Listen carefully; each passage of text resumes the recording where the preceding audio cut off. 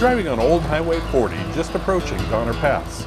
This is one of America's most historic highways, and we're driving it in this beautiful 1929 Ford Model A. It's the perfect way to revisit the wild early days of motoring over the Sierra.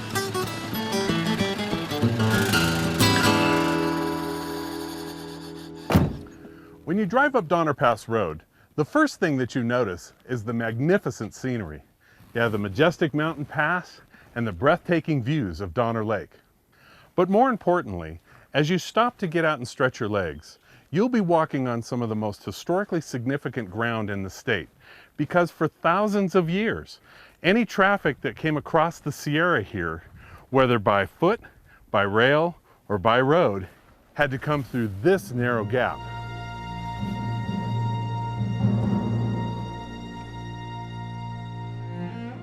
Standing here, we have history laid out before us. At our feet are the petroglyphs, which are images created by the Native Americans nearly 4,000 years ago. Below us is the Dutch Flat Donner Lake Wagon Road, which essentially follows the same route immigrants took in the 1800s. And above us, we have the tunnels and the massive China Wall built by the Chinese laborers for the Transcontinental Railroad.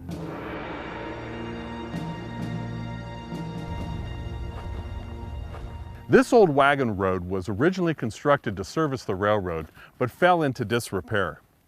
So in the early 1900s, when motor vehicles first attempted to cross the Sierra, it proved to be an extremely dangerous and potentially deadly undertaking. But despite the dangers, crossing the Sierra by car presented an irresistible challenge to the early autoists, a new breed of adventurers intent upon pushing their newfound mobility to the limit. The first to make it over in 1902 was George Wyman on a motorcycle. He was followed the next year by Alexander Winton, driving a car he built from a kit. It must have been a bumpy ride. In 1909, an informal race from Sacramento to Lake Tahoe was won by H.W. Smith of Sacramento, driving an EFM3 Roadster.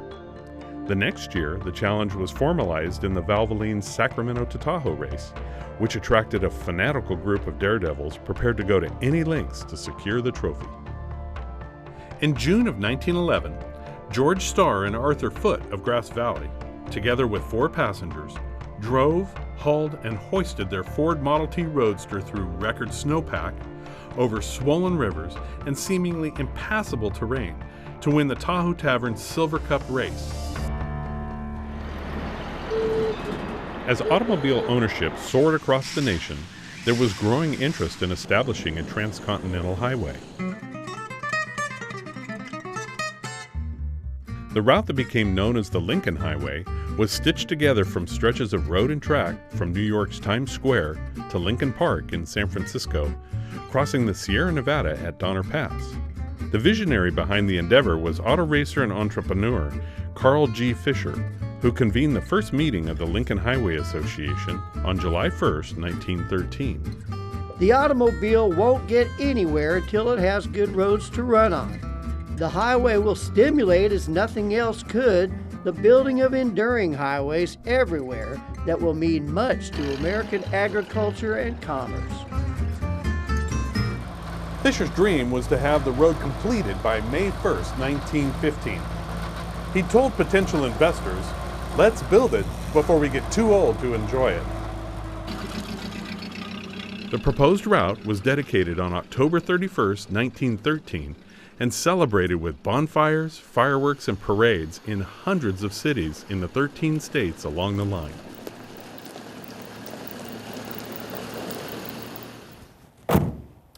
But it wasn't until September 1st, 1928, that the Lincoln Highway, affectionately known as the Main Street Across America, was officially marked and dedicated to the memory of Abraham Lincoln by 3,000 members of the Boy Scouts of America.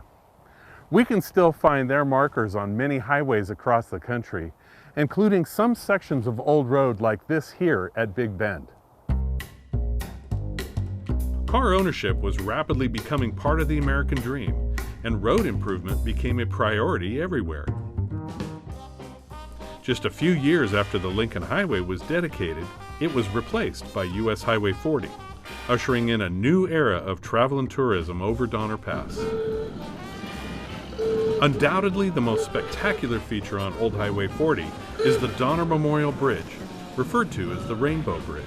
Built in 1926, it's an iconic feat of engineering and one of the most photographed bridges in California besides the Golden Gate.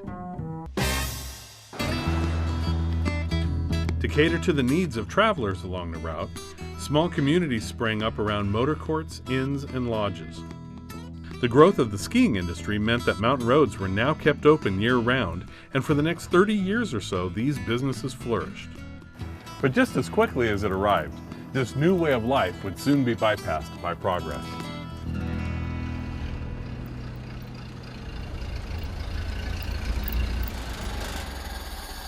This beautifully rebuilt Flying A service station in Truckee is a wonderful reminder of the golden age of motoring around Donner Pass. In the early 1950s, as America recovered from the Second World War, President Eisenhower unveiled his grand plan for the nation's highways, creating the interstate highway system we know today. With the opening of I-80 in 1960, many of the small communities and businesses along Highway 40 rapidly disappeared as travelers bypassed the local attractions and chose reliable chain hotels and motels close to the interstate. The glory days of Old Highway 40 are long gone, but much of it is still drivable today. You can still discover many treasures of the past along the way and experience the fascinating story of one of the most historic and beautiful stretches of road in the nation.